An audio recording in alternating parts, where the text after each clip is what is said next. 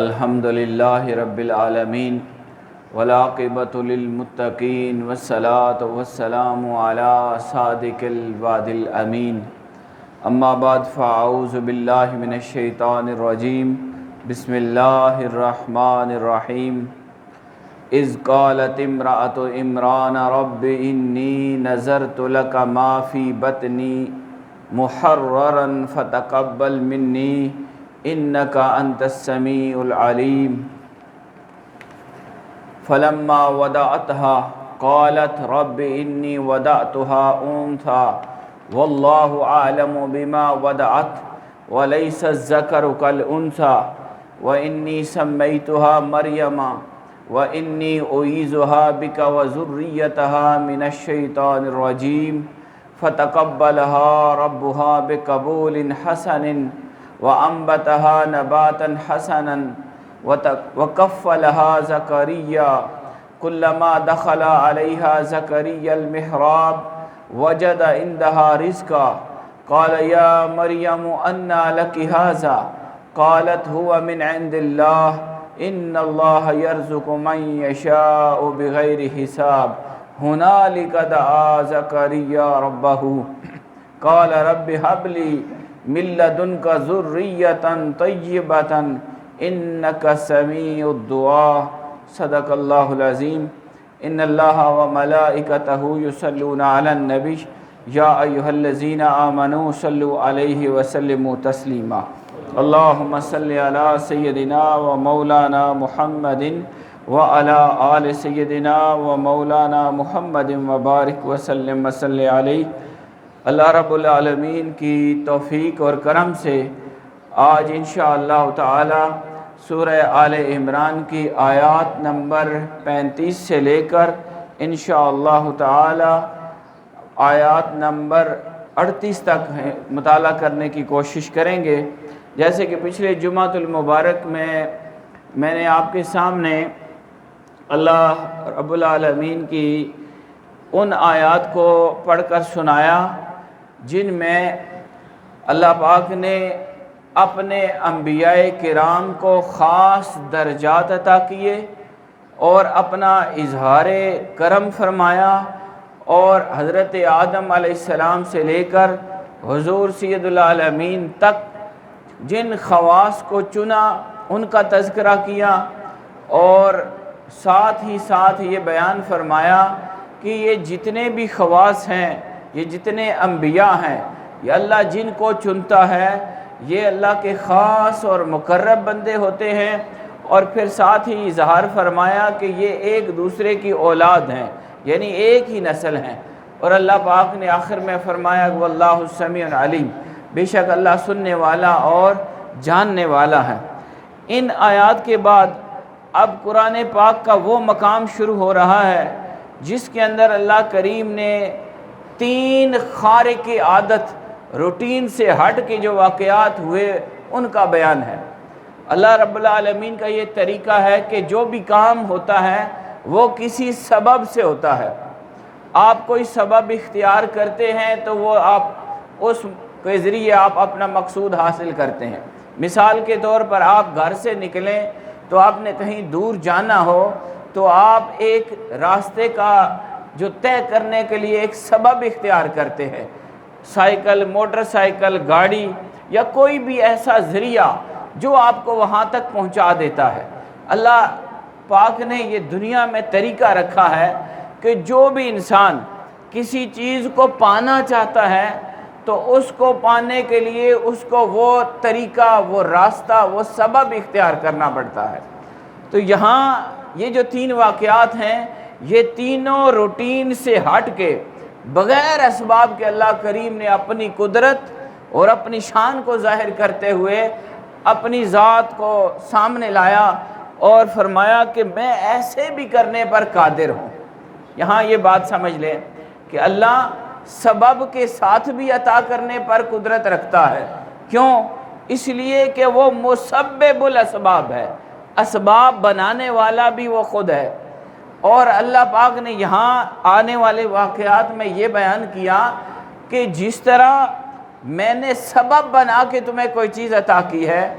میرا یہ اختیار ہے کہ میں بغیر سبب کے بھی کوئی چیز عطا کر دیتا ہوں۔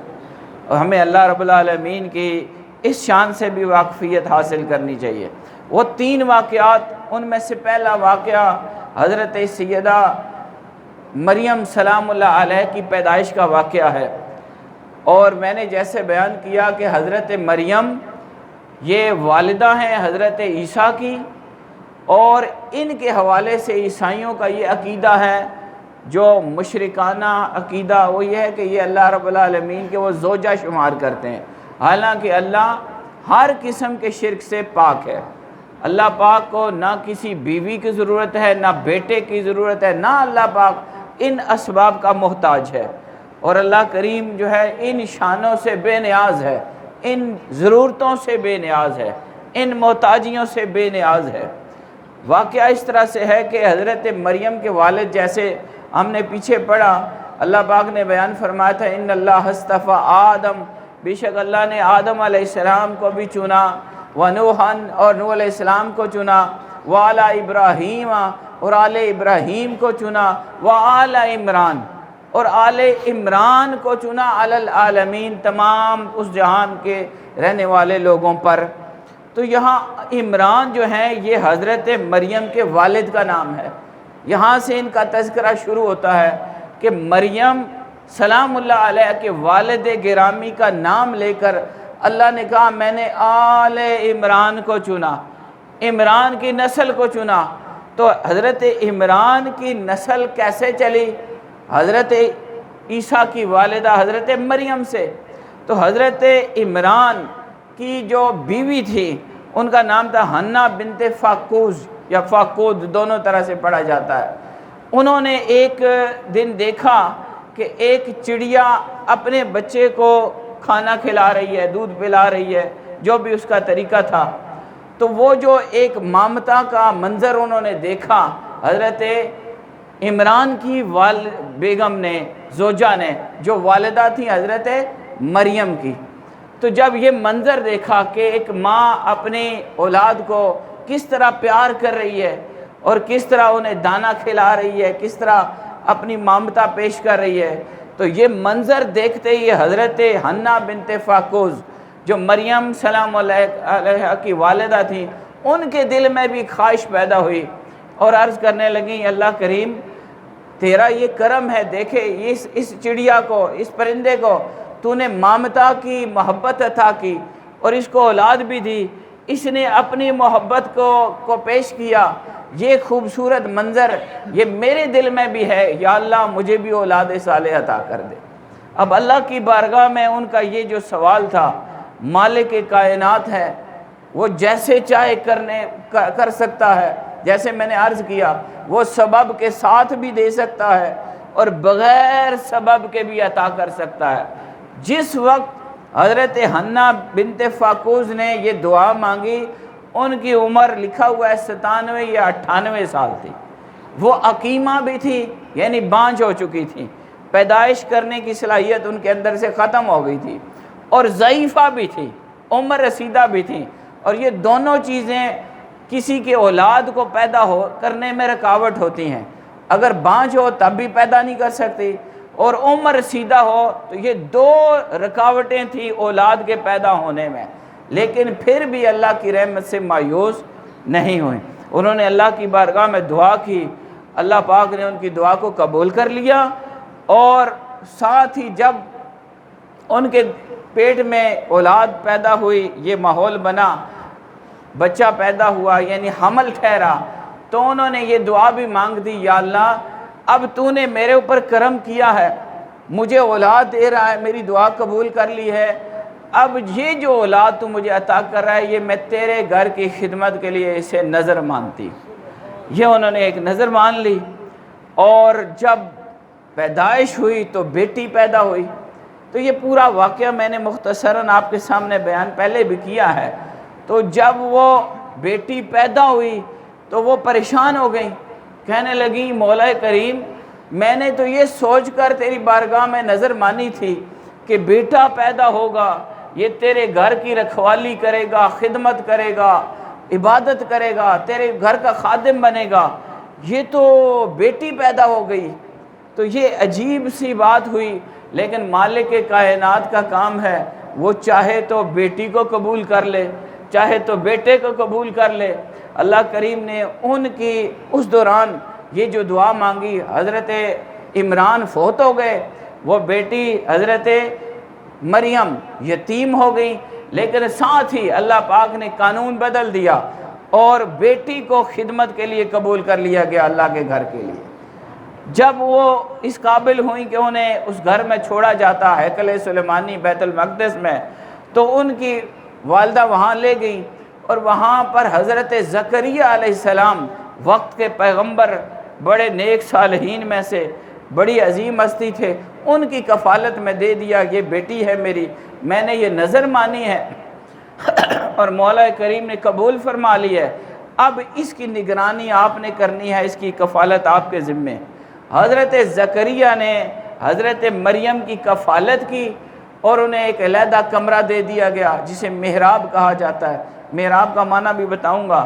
اور وہاں پر وہ حضرت مریم اللہ کی عبادت میں لگ گئیں۔ جب بھی حضرت زکریا جاتے حضرت مریم کے پاس تو دیکھتے کہ وہاں پر عجیب ایک نورانی منظر ہوتا، بے موسم پھل وہاں موجود ہوتے اور وہ اپنے حال میں مست ہوتی اللہ کے ذکر میں۔ تو ایک دفعہ پوچھا، مریم انا لک ھذا، یہ مریم یہ پھل کدھر سے ہے؟ تو انہوں نے آگے سے عرض کیا، ہوا من عند اللہ، یہ اللہ کی طرف سے ہے۔ اس وقت حضرت زکریا کی بھی اولاد نہیں تھی، انہوں نے دعا مانگی اور اللہ کریم نے ان کی دعا کو بھی قبول کیا۔ ہم آگے چلتے چلتے اس کی تفصیلات پڑھیں گے، قرآن مجید کی آیات کو دیکھتے ہیں، اللہ کریم کی بارگاہ میں دعا کرتے ہیں مولا پاک اس تذکرہ خیر کی برکت سے جن جن کے پاس اولاد نہیں ہے انہیں اولاد صالح عطا کرے۔ قرآن فرماتا ہے اذ قالت امرأۃ عمران رب انی نذرت لک ما فی بطنی محررا فتقبل منی۔ اور یاد کریں، اللہ کریم حضور علیہ السلام کو مخاطب کرتے ہوئے فرماتا ہے یاد کریں، اذ جب قالت امرأۃ عمران، عمران کی بیوی نے کہا، کیا کہا؟ رب انی نذرت، اے اللہ میں نظر مان رہی ہوں، تیری بارگاہ میں پیش کروں گی لکا، تیرے سامنے، ما فی بطنی، جو بھی میرے پیٹ میں ہے۔ اب میرے پیٹ میں کیا ہے یہ مجھے نہیں پتا، وہ انہوں نے کہا مولا کریم جو میرے پیٹ میں ہے اب تو نے عطا کیا ہے،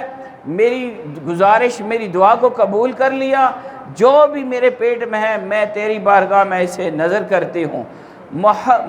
محررن، اور میں اسے آزاد کرتی ہوں، ہر ذمہ داری سے آزاد کرتے ہوئے۔ گھریلو کام کاج ہوتے ہیں، اولاد آپ کو پتہ ہے 100 کام سنوارتی ہے،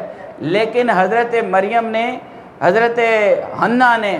اپنی بیٹی حضرت مریم کو اللہ کی بارگاہ میں پیش کیا اور عرض کی مولا کریم میں سے دنیا کے کوئی کام نہیں لوں گی، اپنی خدمت نہیں لوں گی، تیرے گھر کی خدمت کے لیے پیش کرتی ہوں۔ محررن، یہ بالکل ہر قسم کی دیگر ذمہ داریوں سے آزاد ہوگی، فتقبل منی، بس اسے مجھ سے قبول فرما لے، انک انت السمیع العلیم، بے شک تو بہت قبول سننے والا اور جاننے والا ہے۔ اللہ کریم کی بارگاہ میں یہ دعا کرتے ہوئے جب موقع آگے آیا جیسے میں نے عرض کیا، تو فلما وضعتھا، جب انہوں نے پیدا کیا، فلما وضعتھا، جب جنا انہوں نے، تو قالت رب انی وضعتھا انثی، تو وہ کہنے لگی، بیٹی پیدا ہوئی، کہنے لگی مولا کریم یہ تو بیٹی پیدا ہو گئی ہے،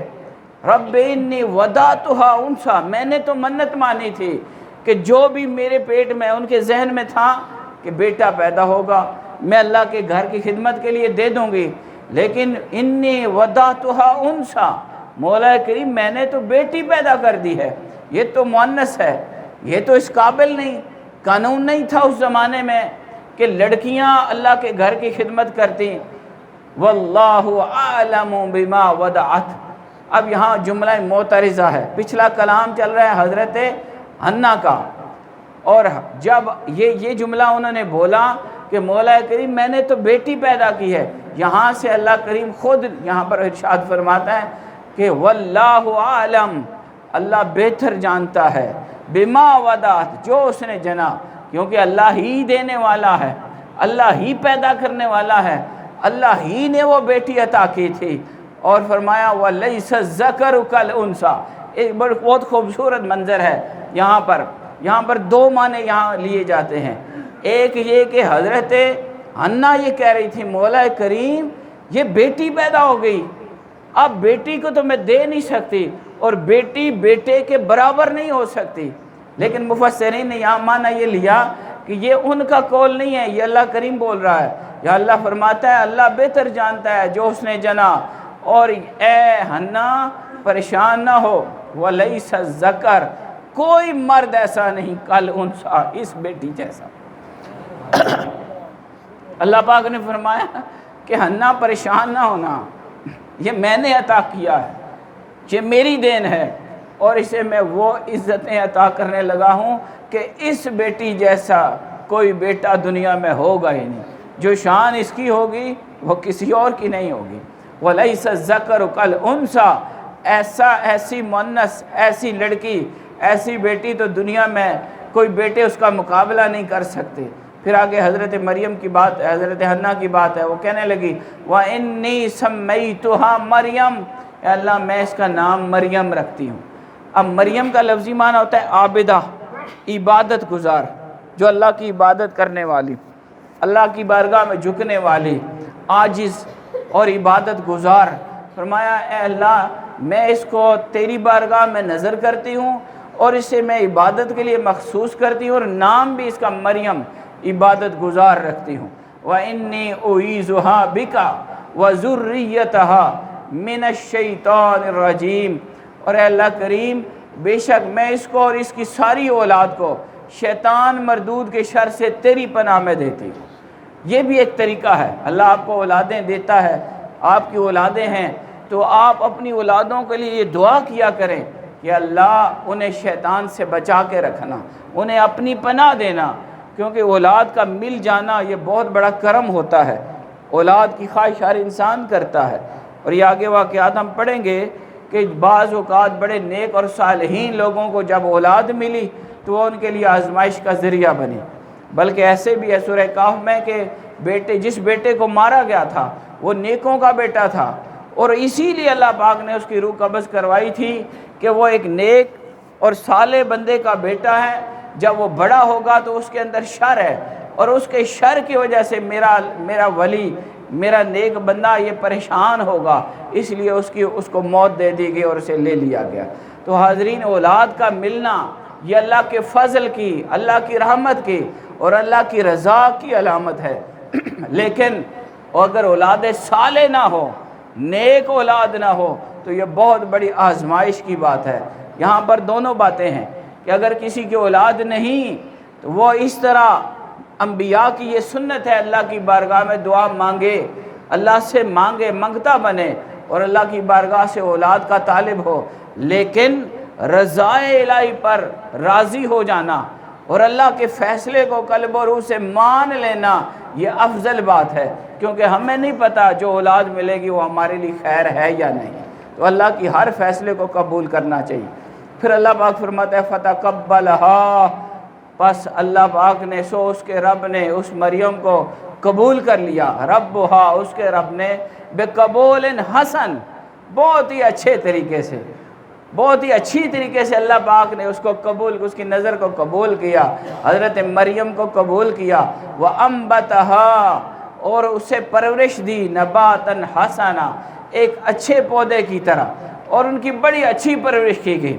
پرورش کس نے کی تھی؟ حضرت مریم کی، حضرت زکریا نے۔ حضرت زکریا اللہ کے صالحین خاص انبیاء میں سے تھے، تو ان کی پرورش میں رہی، اللہ پاک نے اس کی طرف اشارہ کیا، وَكَفَّلَهَا زَكَرِيَّا اور ان کی کفالت کرنے والے حضرت زکریا تھے۔ اب وہ بات ہے یہاں پر کلما ذکر علیہا کلما دخل علیہا زکریا المحراب، جب بھی حضرت زکریا اس کمرے میں جاتے جہاں حضرت مریم موجود تھی، اللہ کی عبادت کر رہی تھیں، تو وہاں جاتے، کلما جب کبھی جس وقت بھی داخل ہوتے علیہا حضرت مریم کے پاس زکریا حضرت زکریا، المحراب، وہ جو محراب تھی، محراب کا لغوی معنی یہ ہوتا ہے کہ المقام المرفوع، المقام المخصوص، ایک خاص جگہ، ایک خاص عزت والا مقام، جس کو خواص کے لیے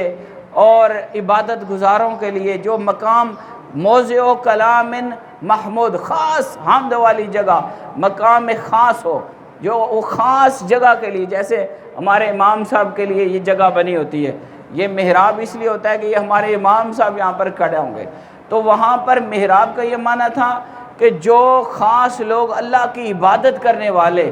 عبادت کرنے کے لیے اپنے آپ کو خاص کرتے، تو ان کے لیے علیحدہ جگہ مقرر کر دی جاتی، کمرہ بنا دیا جاتا، مخصوص کمرہ ہوتا۔ تو اس محراب میں جب حضرت زکریا جاتے، جب بھی جاتے، وجد عندہا رزقا، تو ان کے پاس، حضرت مریم کے پاس طرح طرح کے رزق موجود ہوتے، وجدہا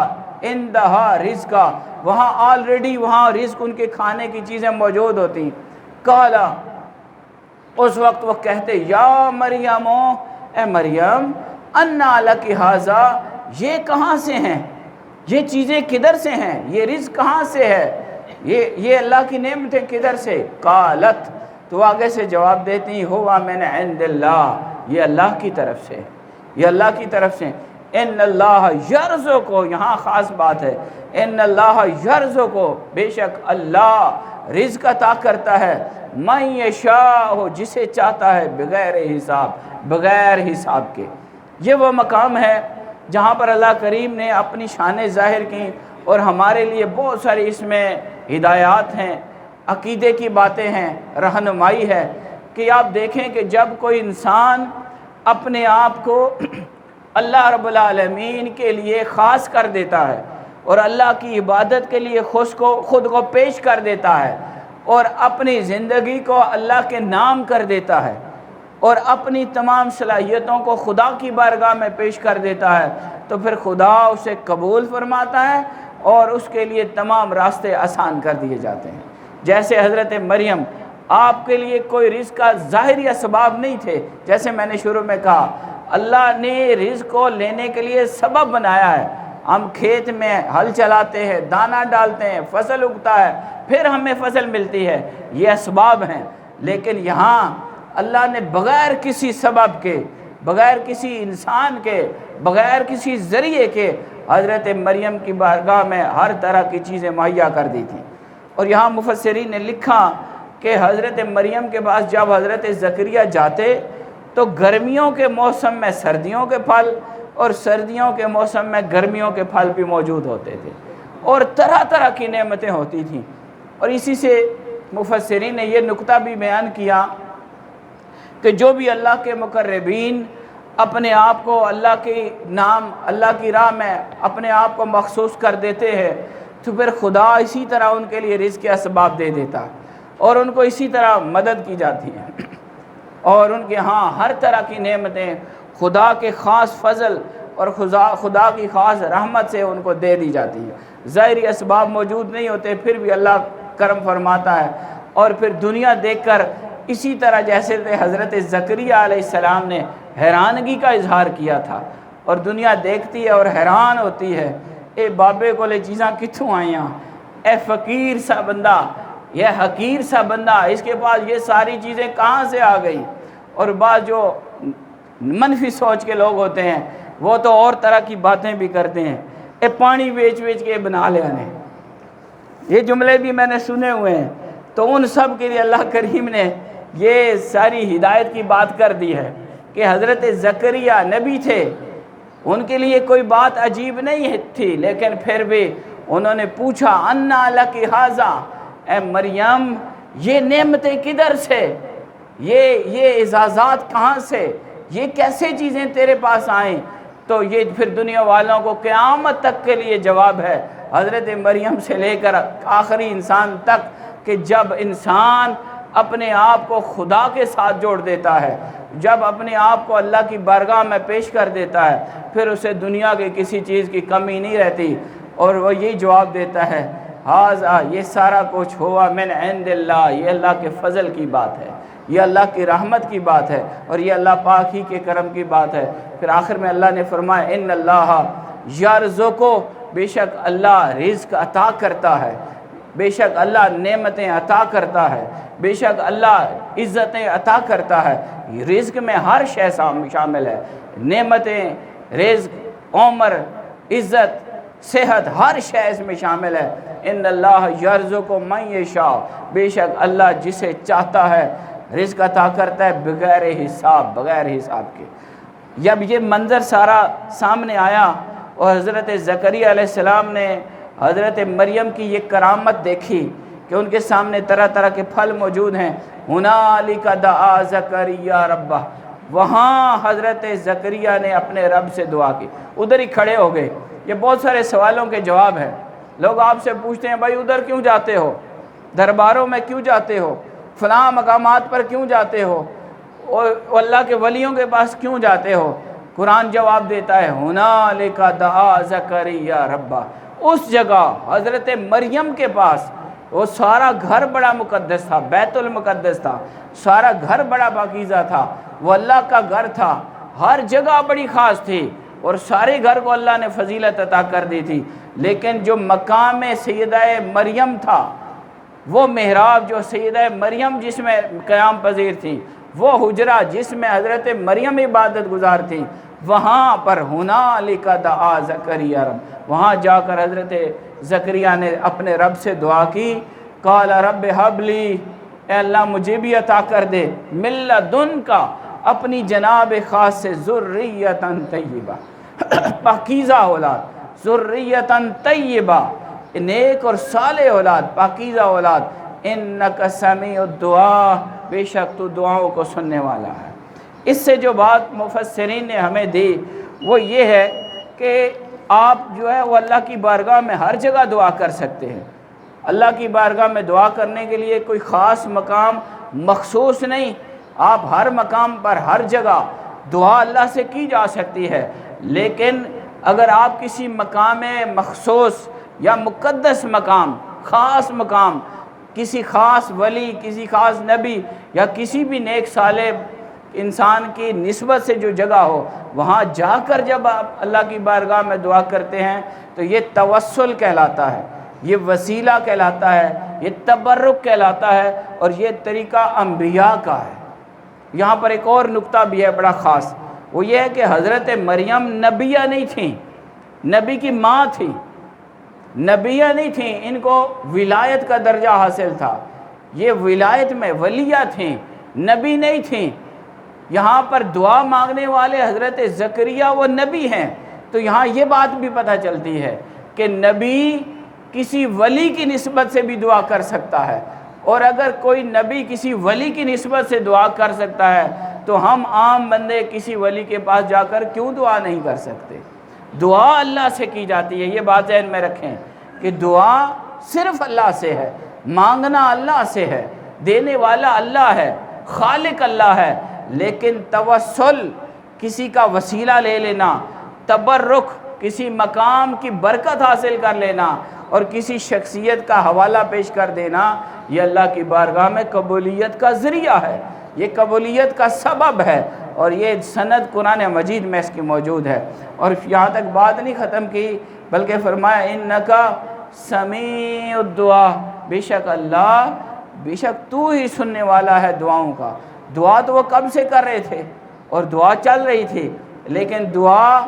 اللہ پاک نے اس مقام خاص پر قبول کی، اور وہاں ہی فنادتہ الملائکۃ، اسی مقام پر حضرت جبریل علیہ السلام نے آواز دی، وہو قائم یصلی، اور وہ کھڑے ہو کر نماز پڑھ رہے تھے، فی المحراب، اپنے اس جگہ پہ، ان اللہ یبشرک بیحییٰ، حضرت زکریا آپ کی دعا قبول ہو گئی۔